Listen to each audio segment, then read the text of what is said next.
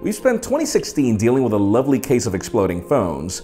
Companies that were once lost in oblivion are finally back to smell the coffee. And let's face it, this year was the year of flagship killers. I'm Jaime Rivera, and why don't we round up the hottest and the not so hot news of 2016. This is the best and the worst of the Pocketnow Daily.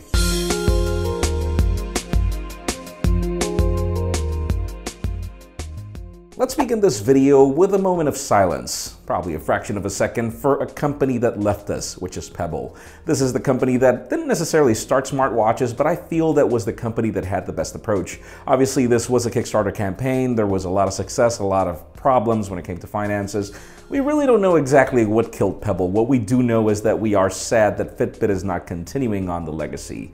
Oh well. Now let's move the spotlight over to probably the most unfair flop of 2016, which was the LG G5. This phone was definitely too early for its time. Sure, it had terrible build quality to a certain degree, but this was again because the phone was too rushed. Still, it was pretty much the first smartphone with a great approach to dual cameras, in addition to the phone that pretty much started modularity again. So we are sad that the G5 was not that great. Hopefully the G6 will pick up where that one left off.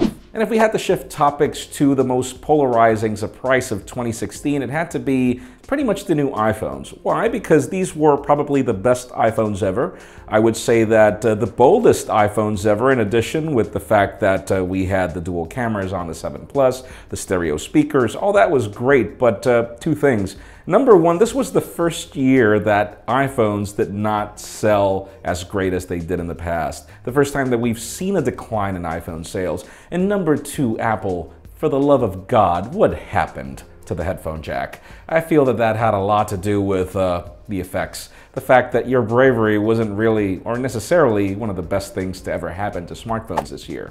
Now let's talk about the companies that made great comebacks like BlackBerry. Surely the company hasn't sold a great amount of phones, but adopting Android was great. The fact that TCL is picking up hardware is awesome. We love Alcatel Idol hardware, and to see that in BlackBerries is awesome. Number two, the HTC approach. Surely the HTC 10 is not a great seller, but it was one of our favorite phones this year for a lot of reasons. The company is pointing to the right direction.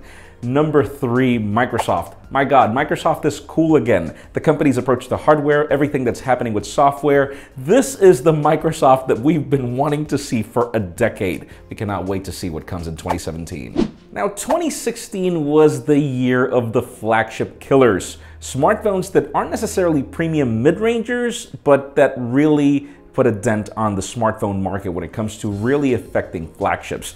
Number one, the OnePlus 3T. That was probably our favorite. It was everything you needed on a phone for a very good price tag.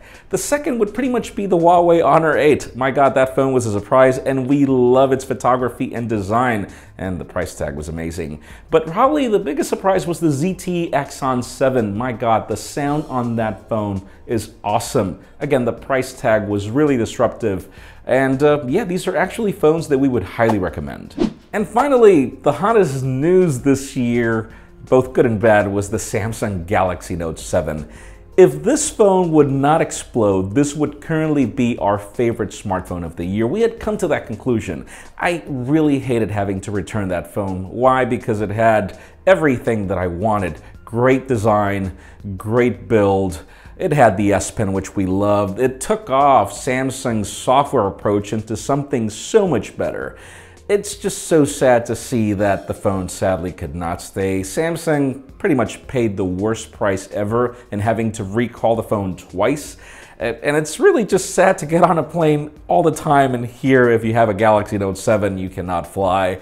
It is just terrible publicity for the company, and we feel really sad because this is the Samsung that we always wanted to see. A company that actually listened to its customers, a company that was extremely humble in its approach to actually deal with everything users wanted.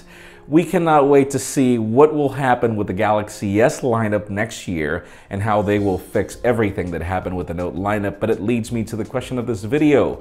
Tell us, what would you consider to be the best and the worst of 2016? Again, in my case, rest in peace, Galaxy Note 7. I wish I could have kept you. Leave us a comment down below. We can't wait to hear your opinion. Friends, the Pocket Now Daily exists thanks to you. This has probably been our best year ever, and we really appreciate you watching every single day of what we film. Make sure you follow us on social media and hit that subscribe button down below for more videos like this one. You can also follow me on Twitter, Jaime_Rivera, or on Instagram at Jaime Rivera. Please give this video a thumbs up if you like what you saw. I am Jaime Rivera. Thank you very much for watching. We'll see you again after CES.